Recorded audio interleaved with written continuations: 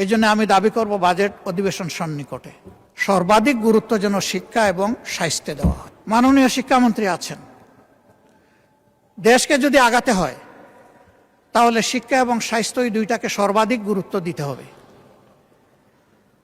শিক্ষার প্রাণ হচ্ছে টারশিয়ারি লেভেলে, সেখানে রিসার্চ হবে, গবেষণা হবে, জাতির ভবিষ্যৎ ওখান থেকেই বের হয়ে আসবে।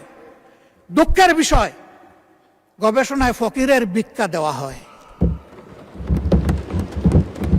ফকিরের ভিক্ষা দেওয়ার কারণে ওই ভিক্ষাগুলো লুটপাট হয়ে যায় অনেক ক্ষেত্রে, সেগুলোও কাজে লাগে না। তবে আমি একটা সেক্টরকে বরাবর ধন্যবাদ দেই, আজও ধন্যবাদ দেব। এটি হচ্ছে আমাদের কৃষি বিভাগ, কৃষি বিশ্ববিদ্যালয়। তাদের অর্জনকে আমরা অস্বীকার করলে নিজেকে অস্বীকার করার শামিল হবে। তারা এই দেশকে অনেক কিছু দিয়েছেন। মেধাতে ইন্টারমিডিয়েট পাস করার পরে আমাদের সময় যেটা ছিল, সবচেয়ে বড় মেধাবীরা যেত বুয়েটে, এরপরে যারা মেডিকেলে, তারপরে যারা কৃষিতে, এরপরে যারা পাবলিক ইউনিভার্সিটিতে। অবশ্যই তার ব্যতিক্রমও ছিল, অনেক প্রখর মেধাবীও হয়তো প্রায় পাবলিক ইউনিভার্সিটিকে ফার্স্ট চয়েস হিসেবে গ্রহণ করে নিয়েছে, কিন্তু ইন জেনারেল ট্রেন্ডটা এমন ছিল। সেই জায়গা থেকে তৃতীয় অবস্থানের লোকেরা যদি দেশকে এত কিছু দিতে পারলেন, প্রথম এবং দ্বিতীয় অবস্থান কি দিল সেটা এখন পর্যালোচনার দাবি রাখে। এবং এইখানে রাষ্ট্রের দায়িত্ব কতটুকু, দায় কতটুকু, সেটাও পর্যালোচনা করতে।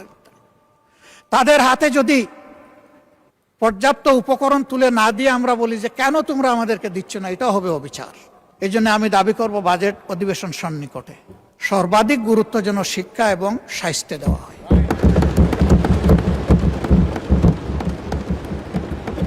যদি একটা সুস্থ সবল জাতি গঠন করতে হয়, অবশ্যই একটি সুস্থ স্বাস্থ্য ব্যবস্থা আমাদেরকে গড়ে তুলতে হবে। কিন্তু এখানে সবাই স্বাস্থ্য ব্যবস্থার ব্যাপারে হাহাকার করেছেন, সবচেয়ে বেশি হাহাকার করেছেন স্বাস্থ্য সেবার বিষয়টা নিয়ে।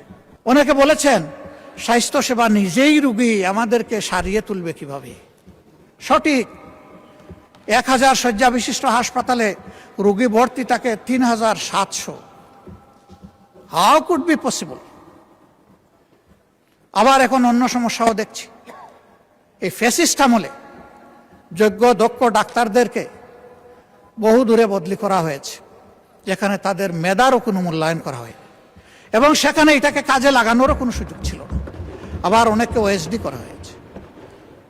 আমাদের সম্মানিত মন্ত্রী, তার ছোট ভাই, সেও একজন ডাক্তার, আমাকে একদিন আক্ষেপের সুরে বলেছিল, শফিক ভাই, আগামীতে যদি আমাদের সরকার গঠিত হয়, একটা গাল দিয়ে বলেছিল, গাল অবশ্য সভ্য সরকার, যে আমাদেরকে অমুক জায়গায় তমুক জায়গায় দিয়েছে, ওদেরকে আমরা বাংলাদেশের সীমানার ভিতরে না রেখে ওদেরকে আমরা ট্রান্সফার করব তালপট্টিতে। আমি বলেছিলাম, হোয়াটস ডিফারেন্স? তুমি আর আমি যদি এইটাও করি তাহলে তো একই কাজ করলাম। মাননীয় স্পিকার, কিছু কিছু কাজ দুঃখজনকভাবে এখন এরকমই শুরু হয়ে গেছে। ফ্যাসিস্ট আমলে যারা বঞ্চিত ছিল, নিগৃহীত ছিল, ওএসডি ছিল, খালে বিলে তালপট্টিতে যাদের পোস্টিং ছিল, এখন আবার তাদের উপরে সেটা চলে এসেছে। কেন? আমি মাননীয় প্রধানমন্ত্রীকে সম্মান রেখেই বলছি, তিনি বলেছেন আমরা একটা মেরিটোক্রেটিক নেশন বিল্ড আপ করতে চাই। আমি তাকে বলবো, দল আদর্শের ভিত্তিতে নয়, মেরিট এবং কমিটমেন্টের ভিত্তিতে সমস্ত নাগরিকগুলোকে আপনার নেতৃত্বে যেন মূল্যায়ন করা হয়।